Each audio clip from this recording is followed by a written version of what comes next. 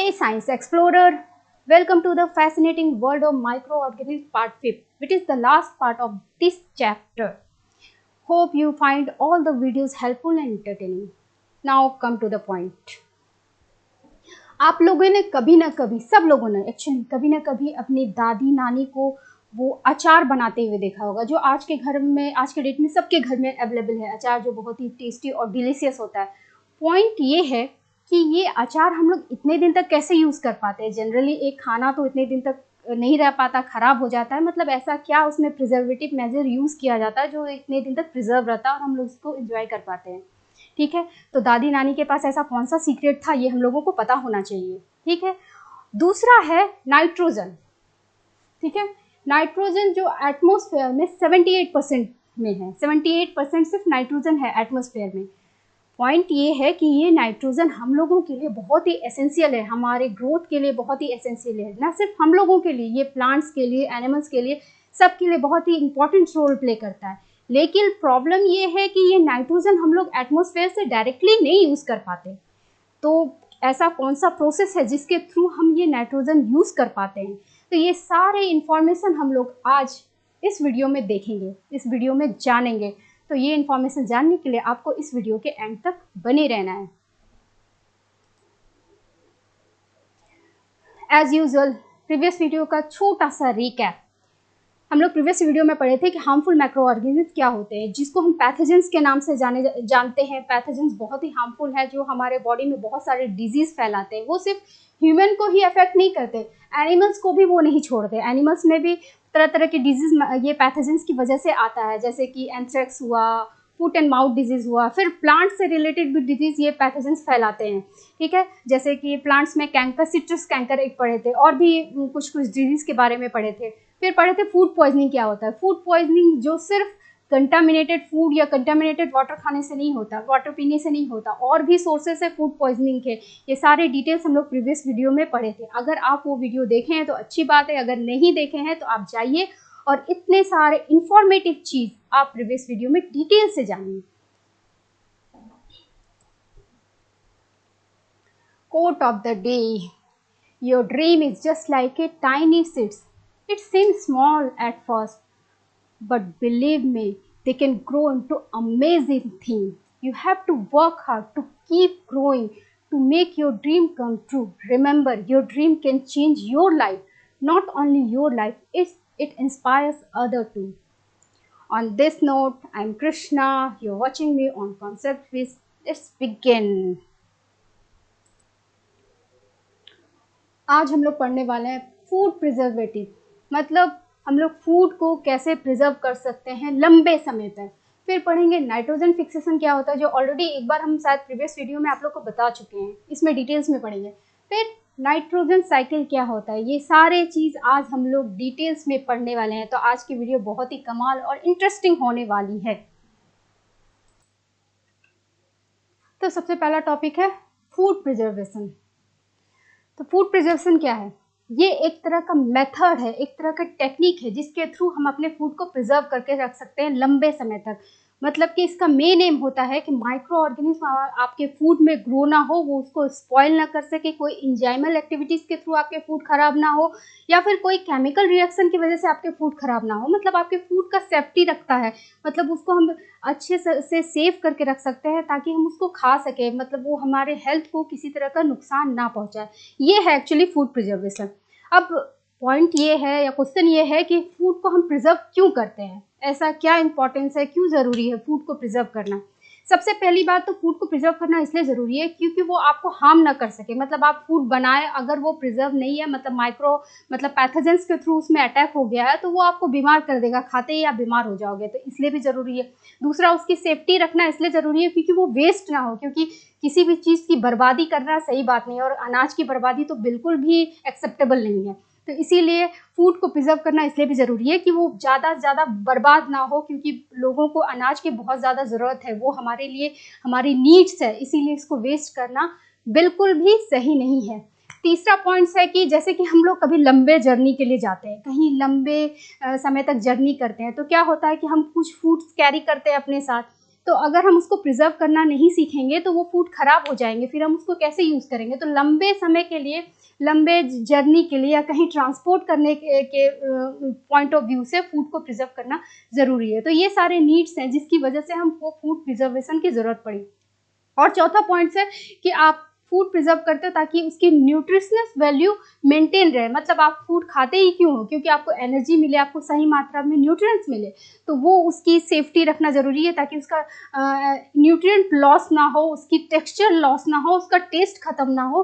तो ये सब चीज़ को ध्यान में रखने के लिए इसीलिए फूड को प्रिजर्व करना बहुत ज़रूरी है। तो ये सारे चीज़ थे कि फूड को प्रिजर्व रखना क्यों ज़रूरी है। ओके, अब हम लोग पढ़ेंगे कि कौन कौन से मेथड है जिसके थ्रू हम फूड को प्रिजर्व करते हैं। तो सबसे पहला मेथड है कॉमन साल्ट का, मतलब सब घर में नमक अवेलेबल है। जो नानी दादी के समय से ये मेथड यूज़ हो रहा है कि नमक डाल करके हम फूड को कैसे प्रिजर्व करते हैं। ऐसा क्या होता है जो हम नमक डालते हैं और हमारा फूड प्रिजर्व होता है। मतलब कि आप देखे होंगे जनरली ये मेथड हम लोग मीट और फिश में यूज़ करते हैं। जब जो नॉनवेज खाते हैं वो अपने घर में अगर मीट और फिश लाते होंगे तो आप देखे होंगे कि मम्मी लोग आपकी वो थोड़ा सा नमक डाल करके उसको छोड़ देती है थोड़ी देर के लिए। तो ऐसा उसमें क्या होता है कि वो वैसे उसको छोड़ करके लंबे समय तक भी वो प्रिजर्व रह सकता है।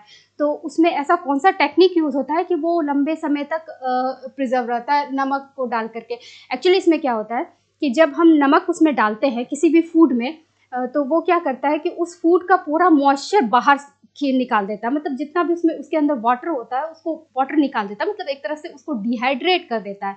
तो इसकी वजह से क्या होता है कि माइक्रो ऑर्गेनिज्म उसमें नहीं जिंदा रह सकते, क्योंकि माइक्रो ऑर्गेनिज्म को ग्रो करने के लिए मॉइस्चर की ज़रूरत होती है। जब सारा वाटर ही निकल जाएगा तो उसके लिए वो इन्वायरमेंट सही नहीं रहेगा, वो वहाँ पे जिंदा नहीं रह पाएगा। तो इसीलिए नमक के थ्रू हम फूड को लंबे समय तक प्रिजर्व करके रख सकते हैं। आप देखे होंगे पिकल्स में, अचार्स में जो नमक पड़ता है, और भी चीज़ें, फ्रूट्स भी कुछ ऐसे होते हैं जिसमें नमक डाल करके प्रिजर्व करते हैं, और मेनली मीट और फिश तो खासकर नमक डाल करके प्रिजर्व करते हैं। ये सारे चीज़ हम नमक डाल करके प्रिजर्व करते हैं। और इस प्रोसेस को जो नमक डाल करके हम प्रिजर्व करते हैं और वो जो वाटर मॉइस्चर को पूरे फूड से निकाल देता है, इसको हम ऑस्मोसिस कहते हैं, या पढ़े होंगे। ये प्रोसेस, इस प्रोसेस को जो ड्रेन कर देता है, मतलब फूड को डिहाइड्रेट कर देता है, उसको पूरी तरह से वाटर उसका निकाल देता है। तो इस प्रोसेस को ऑस्मोसिस कहते हैं। तो इसीलिए साल्ट की वजह से आपका फूड प्रिजर्व रहता है लंबे समय तक। तो ये था साल्ट के थ्रू कैसे आपका फूड प्रिजर्व रहता है। अब दूसरा है आपका शुगर के थ्रू कैसे हम, शुगर भी सबके घर में अवेलेबल है और शुगर के थ्रू भी हम फूड को प्रिजर्व करते हैं। कौन कौन से फूड, जैसे जैम हुआ, जेली हुआ, कैंडी हुआ, ये सारे चीज़ जो है वो शुगर के थ्रू प्रिजर्व होते हैं। और शुगर को यूज़ करके जो हम फूड को प्रिजर्व करते हैं उसको हम सुगरिंग कहते हैं, सुगरिंग कहते हैं। और साल्ट के थ्रू जो हम प्रिजर्व करते हैं उसको हम साल्टिंग कहते हैं या करिंग कहते हैं। करिंग मतलब ये CU, इसको ये साल्ट के थ्रू जो प्रिजर्व करते हैं, मतलब ये टर्म हुआ साल्टिंग या करिंग। और शुगर के थ्रू जो प्रिजर्व करते हैं हम सुगरिंग कहते हैं। तो इसमें क्या होता है, ये जैम, जेली और जितने भी कैंडी होते हैं वो सब जो होता है ये इसके थ्रू प्रिजर्व किया जाता है। ये भी सेम प्रोसेस है जो साल्ट का प्रोसेस है। ये भी वाटर के, मतलब फूड के मॉइस्चर को पूरा बाहर निकाल देता है, मतलब पानी उससे पूरा खींच लेता है, मतलब फूड को पूरा डिहाइड्रेट कर देता है, जिसके कारण उसमें माइक्रो ऑर्गेनिज्म ग्रो नहीं कर पाते, वो उसमें जिंदा नहीं रह पाते, उस एनवायरनमेंट में वो जिंदा नहीं रह पाते। तो ये इसकी वजह से ये फूड हमारा लंबे समय तक प्रिजर्व रहता है। तो ये दोनों टेक्निक सेम ही है, बस डिफरेंस है कि एक में नमक यूज़ करते हैं, एक में शुगर यूज़ करते हैं। जैसे जैम और जेली कैसे बनता है, जैम हुआ, जेली हुआ, वो उसको क्या करते हैं, फ्रूट्स को लेकर के उसमें वो कढ़ाई में लेकर के उसको बहुत देर तक बॉईल करते हैं। बॉईल करने का क्या सेंस हुआ, उसके वाटर को ही तो निकालते हैं। तो ये टेक्निक बहुत ही यूज़फुल है और ये लंबे समय तक, ऑब्वियसली जैम और जेली आप लोग खाते होंगे तो पता होगा, तो ये लंबे समय तक प्रिजर्व रहता है, इसमें माइक्रो ऑर्गेनिज्म का अटैक नहीं रहता है। इस मेथड से हम लोग दोनों, ये साल्ट और शुगर दोनों एक ही प्रोसेस को फॉलो करता है, मतलब मॉइस्चर को पूरा ड्रेन कर देता है, फूड से डिहाइड्रेट कर देता है। तो ये टेक्निक है जिसके थ्रू हम अपने फूड को प्रिजर्व कर सकते हैं लंबे समय तक। अब है थर्ड मेथड, ऑयल और वेनिगर से हम कैसे फूड को प्रिजर्व करते हैं, और क्या क्या कौन कौन सा फूड है जो ऑयल एंड वेनिगर से प्रिजर्व होता है। जैसे कि हर्ब्स हुआ, वेजिटेबल पिकल हुआ, फ्रूट, वेजिटेबल चटनी हुआ, मीट और फिश जो मैरिनेट करके होता है, ये सब को यूज़ किया जाता है। केचप हुआ, ये सब में वेनिगर यूज़ होता है और ऑयल भी यूज़ होता है, ठीक है। तो इसमें ऐसा कौन सा काम करता है, ये प्रिजर्व करने वाला कौन सा ऐसा मेथड यूज़ करता है। जब हम वेजिटेबल या मतलब कोई भी पिकल्स में ऑयल डालते हैं तो उसका बेसिक पर्पस यही होता है कि वो ऑक्सीजन का एक बैरियर बना देता है। कोई भी माइक्रो ऑर्गेनिज्म मतलब ऑक्सीजन के प्रेजेंस में ग्रो करता है। कुछ ऐसे माइक्रो ऑर्गेनिज्म हैं जो ऑक्सीजन के बिना भी रहते हैं, लेकिन जो हार्मफुल माइक्रो ऑर्गेनिज्म हैं वो ऑक्सीजन, उसको ग्रो करने के लिए ऑक्सीजन चाहिए होता है। तो जब हम उसमें ऑयलिंग करते हैं तो एक्चुअली ऑयल क्या होता है कि एक बैरियर, एक लेयर क्रिएट कर देता है, ऑक्सीजन को पास नहीं होने देता। जब ऑक्सीजन उसके अंदर पास नहीं होगा तो माइक्रो ऑर्गेनिज्म उसमें ग्रो नहीं करेंगे। तो इस तरह से ऑयल हमारे फूड को प्रिजर्व करके रखता है। और वेनिगर क्या करता है, वेनिगर एसिडिक नेचर का होता है, उसको एसिटिक एसिड भी कहते हैं, हम लोग प्रीवियस क्लास में आपको बताए होंगे। तो वो क्या करता है, वो एसिडिक इन्वायरमेंट बना देता है माइक्रो ऑर्गेनिज्म के लिए, और एसिडिक इन्वायरमेंट की वजह से माइक्रो ऑर्गेनिज्म में ग्रो नहीं कर पाते। तो इस तरह से मतलब ऑयल और वेनिगर दोनों मिल करके फूड को प्रिजर्व करते हैं। मतलब दोनों अलग अलग चीज़ों में यूज़ होते हैं, कुछ चीज़ में दोनों मिक्स होकर के भी यूज़ होते हैं। जैसे कि बोले केचप में वेनिगर यूज़ होता है, और कुछ ऐसे पिकल्स हैं जो अचार है जिसमें हम ऑयल भी यूज़ करते हैं और वेनिगर भी यूज़ करते हैं। बेसिकली इसी पर्पस से कि वो उसमें माइक्रो ऑर्गेनिज्म ग्रो ना हो और वो लंबे समय तक रहे, मतलब खराब ना हो, स्पॉइल ना हो। तो यही दो टेक्निक, ये दो टेक्निक्स के थ्रू मतलब वो वेनिगर जो हुआ एसिडिक नेचर क्रिएट कर दिया। एसिडिक नेचर क्रिएट करने के बाद माइक्रो ऑर्गेनिज्म इसलिए ग्रो नहीं कर पाते क्योंकि वो उसका जो प्रोटीन होता है उसको डीनेचर कर देता है, मतलब खराब कर देता है, जिसके कारण वो मर जाते हैं। तो उस इन्वायरमेंट में माइक्रो ऑर्गेनिज्म ग्रो नहीं कर पाते। इसकी वजह से हमारा मतलब जो होता है फूड जो है वो प्रिजर्व रहता है। तो ये था ऑयल और वेनिगर के थ्रू हमारे फूड को कैसे प्रिजर्व किया जाता है। अब है हीट एंड कोल्ड ट्रीटमेंट। ठीक है, तो एक बहुत फेमस मेथड है पेस्चराइजेशन मेथड, जो कि लुईस पेस्चर के द्वारा सबसे पहली बार इसको इम्प्लीमेंट किया गया। तो इसमें कैसे प्रिजर्व करते हैं हम फूड को। इसको बेसिकली पेस्चराइजेशन को बेसिकली मिल्क के लिए यूज़ करते हैं, कुछ जूस के लिए भी यूज़ करते हैं, कुछ बेवरेज के लिए यूज़ करते हैं। बेसिकली सबसे ज़्यादा मिल्क के लिए यूज़ करते हैं। इसमें क्या करते हैं कि मिल्क को 70 डिग्री सेल्सियस पे 15 से 30 सेकेंड तक एकदम हाई इस टेम्परेचर पे हीट करते हैं। उसके बाद उसको अचानक से ठंडा कर देते हैं, जिसके कारण से इसमें माइक्रोबियल ग्रोथ का खतरा कम होता है। प्लस इसमें इसका टेक्सचर भी बना रहता है, इसका टेस्ट भी बना रहता है, मतलब इसमें न्यूट्रिशन भी लॉस नहीं होता है। तो ये था पेस्चराइजेशन के थ्रू मतलब हम लोग कैसे मतलब अपने फूड को सेव करते हैं। एक चीज़ और, ये जो हम लोग ऑयल और वेनिगर्स के थ्रू अपना मतलब फूड सेव करते थे, मतलब प्रिजर्व करते हैं, उसमें एक प्रॉब्लम आता है कि उसमें आपका टेस्ट थोड़ा सा चेंज हो जाता है, मतलब फ्लेवर, टेस्ट और उसका टेक्सचर थोड़ा सा डिफरेंट हो जाता है। लेकिन वो नुकसान नहीं करता, माइक्रोबियल एक्शन से आपका फूड बचा रहता है, लेकिन थोड़ा सा उसका फ्लेवर चेंज हो जाता है। लेकिन इसके केस में, पेस्चराइजेशन के केस में ऐसा नहीं होता। मतलब ये जो अचानक से ठंडा करने का प्रोसेस है, उससे आपको मैक्सिमम जर्म्स मर जाते हैं और आपका मिल्क भी एकदम सही टेक्सचर का रहता है और उसमें टेस्ट भी बिल्कुल चेंज नहीं होता।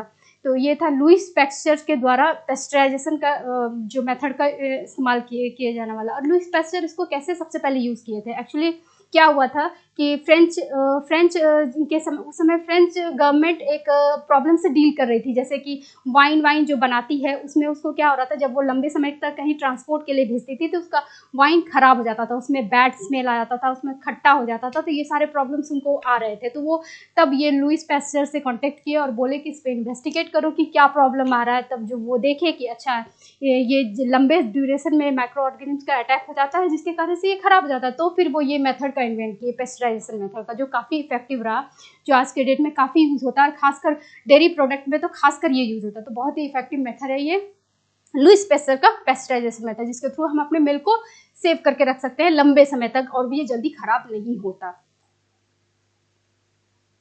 अब है आपका कोल्ड ट्रीटमेंट। मतलब कोल्ड ट्रीटमेंट से कैसे हम अपने फूड को प्रिजर्व करते हैं। इसमें क्या होता है कि टेम्परेचर को इतना डाउन कर दिया जाता है जिसके कारण आपका माइक्रो ऑर्गेनिज्म जो होता है उसमें ग्रो तभी भी करता है, लेकिन स्लो ग्रो करता है। मतलब इसमें माइक्रो ऑर्गेनिज्म को किल नहीं कर पाते हैं, लेकिन उसके ग्रोथ को बहुत स्लो कर देते हैं। मतलब अगर फूड आपका मान लीजिए 4 दिन में ख़राब होने वाला है तो वो डबल हो जाएगा, मतलब 8 दिन में, 10 दिन में, इस तरह से, मतलब उसका ग्रोथ कम हो जाएगा। मरता नहीं है इसमें माइक्रो ऑर्गेनिज्म, लेकिन उसका ग्रोथ कम हो जाता है। तो इसमें क्या कौन कौन सा यूज़ है, एक रेफ्रिजरेशन का टेक्निक यूज़ होता है, जिसमें रेफ्रिजरेशन में क्या होता है 0 से 4 डिग्री सेल्सियस पे अपने फूड को रखते हैं। उसमें इतना ठंडा कर देता है कि माइक्रो ऑर्गेनिज्म उसमें कोई इफेक्ट, मतलब अपना काम उतना जल्दी नहीं कर पाता, उसके एंजाइमल एक्टिविटीज़ भी बहुत स्लो हो जाते हैं, जिसके कारण हमारा फूड लंबे समय तक प्रिजर्व रहता है, जैसे कि मिल्क हुआ, मीट हुआ, ये सारे हम उसमें रखते हैं। और दूसरा है एक फ्रीजिंग। फ्रीजिंग में क्या होता है, ये भी ठंडाई करने का प्रोसेस होता है, इसका टेम्परेचर और डाउन होता है, मतलब -18 डिग्री सेल्सियस पे, इस पे और ज़्यादा लंबे समय तक मतलब प्रिजर्व करके रख सकते हैं फूड को। इसमें क्या करता है, वो आपके फूड के अंदर जो वाटर होता है ना, उसी को जमा देता है, तो माइक्रो ऑर्गेनिज्म उसमें ग्रो कर ही नहीं सकता। ग्रो करता है लेकिन उसका मतलब एक्टिविटी और ज़्यादा स्लो हो जाता है, मतलब वो जितना स्पीड से काम कर सकता था वो एकदम स्लो हो जाता है, मतलब उसके ग्रोथ को स्लो कर देता है। ठीक है, तो ये था रेफ्रिजरेशन और फ्रीजिंग मेथड से। और एक है केमिकल मेथड से हम कैसे फूड को प्रिजर्व करते हैं। ये तो बहुत ही खतरनाक मेथड है केमिकल मेथड, जो कि सोडियम बेंजोनेट और सोडियम मेटाबाइसल्फाइड यूज़ करके हम फूड को प्रिजर्व करते हैं। ये सारे सब फूड में यूज़ होता है, जैसे कि केचप हुआ, और भी बहुत सारे फूड में फूड प्रिजर्वेटिव्स को यूज़ किया जाता है। ये केमिकल मेथड बहुत ज़्यादा खतरनाक है, क्योंकि इससे फूड तो प्रिजर्व होते हैं लेकिन इससे और भी साइड इफ़ेक्ट्स होते हैं। तो केमिकली जो यूज़ होता है वो थोड़ा सा अवॉइड करना चाहिए। बाकी सब जो मेथड है वो इसके कंपेयर में काफ़ी बेहतर है। ये मतलब जनरली किसके लिए यूज़ होता है, जो भी एसिडिक टाइप के फ्रूट हैं, वो फ्रूट्स हैं, उसके लिए जनरली ये केमिकल्स मेथड यूज़ होता है। और कुछ ड्राई फ्रूट्स में भी केमिकल्स मेथड को यूज़ किया जाता है, मतलब सोडियम बेंजोनेट और सोडियम मेटाबाइसल्फाइड, और भी बहुत सारे केमिकल्स हैं जिसको यूज़ करते हैं। एक चीज़ और, ये हॉट और कोल्ड, ये दोनों जो ट्रीटमेंट है जिसके थ्रू हम फूड को प्रिजर्व करते हैं, इसमें बेटर ज़्यादा कोल्ड है, क्योंकि हॉट के केस में बहुत ऐसा केस है जिसमें आपका न्यूट्रिशन वैल्यू ख़त्म हो जाता है, जैसे कि विटामिन जनरली जो वाटर में डिज़ोल्व होते हैं वो वाले ख़त्म हो जाते हैं। तो कोल्ड ट्रीटमेंट के अकॉर्डिंग हॉट ट्रीटमेंट थोड़ा सा ख़राब है, क्योंकि उसमें एक्चुअली इतना ज़्यादा हम हीट करते हैं तो हमारे विटामिन ख़त्म हो जाते हैं, लेकिन माइक्रो ऑर्गेनिज्म वो प्रोटेक्टेड रहते हैं। और कोल्ड ट्रीटमेंट में न्यूट्रिशन मतलब लॉस नहीं होता, उसमें बस माइक्रोबियल एक्शन को थोड़ा देर के लिए रोकता है, बहुत ज़्यादा उसमें किल नहीं करता।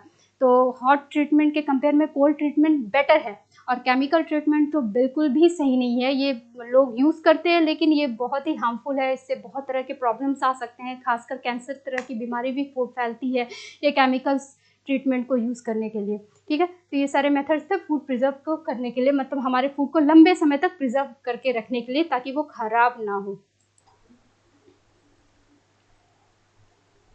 अब हम लोग पढ़ेंगे नाइट्रोजन फिक्सेशन के बारे में, जो कि ऑलरेडी एक बार हम लोग इसके बारे में डिस्कस कर चुके हैं, लेकिन यहाँ पे हम लोग डिटेल से जानेंगे।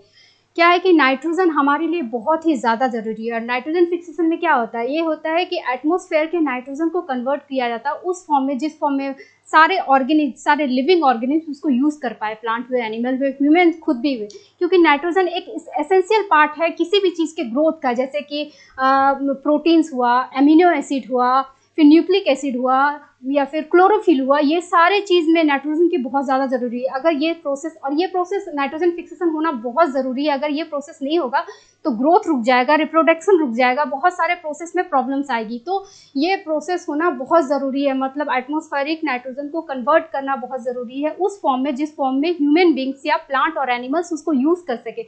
मतलब नाइट्रोजन को कन्वर्ट किया जाता है अमोनिया में, या नाइट्रेट या नाइट्राइट्स में। ठीक है, अब ये होता कैसे है, सबसे पहला तो एक बायोलॉजिकल फिक्सेसर वाला जो प्रोसेस है, बायोलॉजिकली जो उसको कन्वर्ट करता है, जैसे कि हुआ रिजोबियम, एक आपको पहले बताए थे, रिजोबियम एक बैक्टीरिया है जो कि रूट के नोड्स में पाया जाता है। ये एटमॉस्फेरिक नाइट्रोजन को कन्वर्ट करता है अमोनिया में, जो कि प्लांट इसको आराम से यूज़ कर पाए। बदले में इसको प्लांट क्या देता है, कार्बोहाइड्रेट देता है, जिसके थ्रू ये सर्वाइव करता है। एक ये बैक्टीरिया जो नाइट्रोजन फिक्सर है, मतलब जिसको बायोलॉजिकली वो नाइट्रोजन को कन्वर्ट करता है। दूसरा है एक साइनोबैक्टीरिया। साइनोबैक्टीरिया कहाँ, वाटर में पाया जाता है, जिसको हम ब्लू ग्रीन एल्गी के नाम से भी जानते हैं। ये भी नाइट्रोजन को फिक्स करता है और मतलब एटमॉस्फेरिक नाइट्रोजन को कन्वर्ट करता है उस फॉर्म में जिस फॉर्म में मतलब हम लोग यूज़ कर सकें, मतलब अमोनिया में कन्वर्ट करता है। और है क्या, एजिटोबैक्टर बैक्टीरिया भी कन्वर्ट करता है नाइट्रोजन को, फ्री नाइट्रोजन को, मतलब गैसियस नाइट्रोजन को कंपाउंड नाइट्रोजन में। ठीक है, ये कहाँ पाया जाता है, ये सॉइल में। एजिटोबैक्टर बैक्टीरिया फ्री फॉर्म में सॉइल में रहता है, ये किसी प्लांट के भरोसे नहीं रहता, ये सॉइल में ही पाया जाता है। और एक बैक्टीरिया है, और एक तरह का नाइट्रोजन एक बैक्टीरिया है जो कि प्लांट के टिश्यू में ही पाया जाता है। वो खुद ही प्लांट के टिश्यू में रहता है और वो एटमॉस्फेरिक नाइट्रोजन को कन्वर्ट कर देता है प्लांट के यूजेबल फॉर्म में।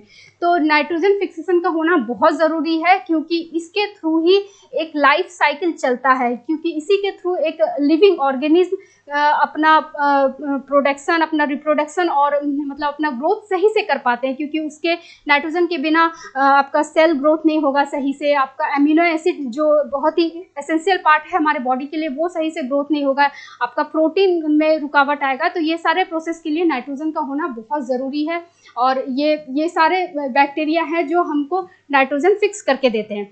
तो यही चीज़ अब ये था नाइट्रोजन फिक्सेशन के बारे में जो डिटेल से अभी हम लोग पढ़े। यही चीज़ अभी हम लोग नाइट्रोजन साइकिल में पढ़ने वाले हैं, तो जो अभी नेक्स्ट टॉपिक है। ओके, अब हम लोग पढ़ेंगे नाइट्रोजन साइकिल के बारे में। नाइट्रोजन साइकिल क्या है? ये एक तरह का साइकिल है, एक तरह का फंडामेंटल प्रोसेस है जिसमें नाइट्रोजन का मूवमेंट होता है। हमारे इकोसिस्टम में नाइट्रोजन का मूवमेंट होता है, एक्चुअली यही है एक नाइट्रोजन साइकिल। क्योंकि नाइट्रोजन जो है बहुत ही इंपॉर्टेंट पार्ट, बहुत ही इंपॉर्टेंट रोल प्ले करता है सारे लिविंग ऑर्गेनिज्म के लिए। वो एक एसेंशियल पार्ट है, की कंपोनेंट है जिसका अमीनो एसिड का, प्रोटीन का, न्यूक्लिक एसिड का, ये सारे क्लोरोफिल का, ये सारे चीज़ के फॉर्मेशन के लिए नाइट्रोजन को जरूरत होता है। तो वो एक नाइट्रोजन साइकिल के थ्रू वो घूमता रहता है, सबको प्रॉपर मात्रा में मिलता है, यही एक्चुअली नाइट्रोजन साइकिल। और ये नाइट्रोजन जो है हमारे एटमॉस्फेयर में 78% में है, 78% नाइट्रोजन है हमारे एटमॉस्फेयर में गैसियस फॉर्म में। लेकिन प्रॉब्लम ये होता है कि ये गैसियस फॉर्म हम लोग यूज़ नहीं कर पाते, मतलब एनिमल्स, प्लांट्स, ये सारे गैसियस फॉर्म को यूज़ नहीं कर पाते, क्योंकि वो स्टेबल फॉर्म में रहता है। तो उसको हम लोग को कन्वर्ट करना पड़ता है उस फॉर्म में जिस फॉर्म में हम लोग उसको यूज़ कर पाएँ। और ये काम कौन करता है? सबसे पहला है नाइट्रोजन फिक्सेशन। नाइट्रोजन फिक्सेशन की कंपोनेंट है नाइट्रोजन साइकिल का, जो अभी आपको थोड़ी देर पहले पढ़ा है कि नाइट्रोजन फिक्सेशन में क्या होता है, कि बैक्टीरिया कैसे कन्वर्ट करते हैं एटमॉस्फेरिक नाइट्रोजन को अमोनिया में, नाइट्रेट्स में, नाइट्राइट में, इस तरह से जाके प्लांट, एनिमल्स और सारे लिविंग ऑर्गेनिज्म उसको यूज़ कर पाए। तो सबसे पहला की कंपोनेंट है नाइट्रोजन फिक्सेशन का ही, जो ऑलरेडी हम आपको थोड़ी देर पहले बता चुके हैं। इसके थ्रू पहले नाइट्रोजन कन्वर्ट होता है, दूसरा है फिर नाइट्रोजन फिक्सेशन बता, नाइट्रिफिकेशन। और ये नाइट्रोजन फिक्सेशन के थ्रू तो कन्वर्ट होता है। ये एक है लाइटनिंग। लाइटनिंग के थ्रू भी नाइट्रोजन कन्वर्ट होता है, एटमॉस्फेरिक नाइट्रोजन कन्वर्ट होता है नाइट्रेट्स में। लाइटनिंग में क्या होता है, जो बिजली जो चमकती है उसमें इतना ज़्यादा हीट प्रोड्यूस होता है, बहुत ज़्यादा हीट प्रोड्यूस होता है, जिसमें नाइट्रोजन जो है वो ऑक्सीजन मॉलिक्यूल के साथ रिएक्ट करके नाइट्रोजन ऑक्साइड बनाता है। फिर उसमें क्या होता है, जब बारिश होता है तो बारिश के पानी के साथ मिल करके जमीन पे आ जाता है, ठीक है, वो डाइल्यूट होकर के आ जाता है, तो उसको पेड़ पौधा और जो भी एनिमल्स है उसको यूज़ कर पाते हैं। तो इस तरह से वो एटमॉस्फेरिक नाइट्रोजन को कन्वर्ट किया अमोनिया में या नाइट्राइट और नाइट्रस में, जो प्लांट और एनिमल्स को यूज़ कर पाए, ठीक है। फिर नाइट्रिफिकेशन क्या हुआ, ये मतलब सॉइल में जो बैक्टीरिया हुआ, मतलब जो पानी नीचे आया और जो सॉइल में भी जो बैक्टीरिया होते हैं जो उसको कन्वर्ट कर पाते हैं नाइट्रोजन को, उसको उस फॉर्म में, जिस फॉर्म में वो यूज़ कर सके, हम लोग मतलब उसको यूज़ कर सके, प्लांट यूज़ कर सके, एनिमल यूज़ कर सके, मतलब अमोनिया में या नाइट्राइट्स और नाइट्रेट्स में। उसके बाद होता है एसिमिलेशन, मतलब जब वो उसको नाइट्रिफिकेशन में जब बैक्टीरिया जो भी माइक्रो ऑर्गेनिज्म है उसको कन्वर्ट कर दिए अमोनिया में या नाइट्राइट्स में, तो प्लांट उसको यूज़ किया। फिर उसके बाद हुआ एसिमिलेशन प्रोसेस, मतलब ये होने के बाद ये सॉइल में आया। फिर एसिमिलेशन प्रोसेस में क्या हुआ, प्लांट उसको एब्जॉर्ब किया। फिर जब प्लांट एब्जॉर्ब करके फिर उसको अपना मीनिंगफुल चीज़ बनाया, मतलब प्रोटीन बनाया और भी उसके बॉडी पार्ट्स में जो भी है, फिर उसको क्या करते हैं, एनिमल्स उसको खाते हैं। जब एनिमल्स उसको खाएंगे तो वो प्रोटीन्स का जो भी है उसका नाइट्रोजन जो भी जिस फॉर्म में है वो एनिमल्स के बॉडी में आया, हम लोग भी खाते हैं, हमारे बॉडी में भी आया। फिर क्या हुआ, फिर एनिमल्स, फिर जब उसको एनिमल जब मर जाता है तो फिर क्या होता है, उसका डिकम्पोजिशन प्रोसेस शुरू होता है, जो कि वो भी एक माइक्रो ऑर्गेनिज्म ही करता है, उस बॉडी को डिकम्पोज करता है, यानी कि वहाँ से नाइट्रोजन फ्री करता है, फिर से सॉइल में चला जाता है नाइट्रोजन। लेकिन उसके बाद क्या होता है, ये डिकम्पोजिशन होने के बाद फिर से सॉइल में गया नाइट्रोजन, और सॉइल में भी कुछ ऐसे बैक्टीरिया होते हैं जो फ्री फॉर्म में रहते हैं, जैसे एजिटोबैक्टर बताए थे आपको, वो क्या करता है, और भी बहुत तरह के बैक्टीरिया होते हैं जो ये काम करते हैं। तो वो इस नाइट्रोजन को फिर से डीनाइट्रिफिकेशन के थ्रू वापस एटमॉस्फेयर में भेज देता है, मतलब फ्री फॉर्म में भेज देता है। तो इस तरह से नाइट्रोजन का साइकिल चलता रहता है, मतलब जितना नाइट्रोजन हम लोग कंज्यूम किए वापस वो नाइट्रोजन एटमॉस्फेयर में चला जाता है। इस तरह से नाइट्रोजन साइकिल बैलेंस होता है, जितना नाइट्रोजन है वो ऑलरेडी बैलेंस फॉर्म में रहता है। तो ये प्रोसेस था नाइट्रोजन के बारे में, जिसमें से कौन कौन सा, नाइट्रोजन फिक्सेशन, फिर नाइट्रिफिकेशन, फिर एसिमिलेशन, फिर एमोनिफिकेशन। एमोनिफिकेशन में डिकम्पोजिशन का काम किया, मतलब ये जो डिकम्पोजिशन, जो खाने के बाद जो भी वेस्ट हुआ वो मरा, जो भी एनिमल्स हुए वो मरे, मतलब कोई भी है, कोई भी लिविंग ऑर्गेनिज्म जिंदा है वो तो मरेगा ही, तो उसका वेस्ट भी हुआ, वो सब भी डिकम्पोज करके फिर से सॉइल में चला गया। फिर डीनाइट्रिफिकेशन मतलब वापस बैक टू एटमॉस्फेयर। तो ये था नाइट्रोजन साइकिल के बारे में, जो ऑलरेडी आपको होप कि आपको ये पॉइंट्स क्लियर होगा। आज का वीडियो यहीं तक था, आज का लेक्चर, इस चैप्टर का लेक्चर यहीं तक था। ये आपका लास्ट, इस चैप्टर का लास्ट लेक्चर है, ठीक है। आज के लेक्चर के बेसिस पे हम आपको एक क्वेश्चन दे रहे हैं, जो आपको ऑनेस्टली करना है, ईमानदारी से करना है, एफर्ट्स लगा के करना है। क्वेश्चन है कि क्यों प्लांट और एनिमल नाइट्रोजन को डायरेक्टली एटमॉस्फेयर से यूज़ नहीं कर पाते। इसका आंसर हम ऑलरेडी आपको एक्सप्लेन कर चुके हैं, अगर आप इस वीडियो को ध्यान से पढ़ेंगे तो ये इसका आंसर आपको डिटेल्स में देना है और डिटेल्स में सर्च करना है। तो ये बहुत इंटरेस्टिंग क्वेश्चन है, इसको करने से आपकी कॉन्सेप्ट में और ही अच्छा, मतलब आपका कॉन्सेप्ट और अच्छा हो जाएगा और क्लियर होगा और आपको और अच्छा लगेगा। तो ये क्वेश्चन आप ऑनेस्टली कीजिएगा।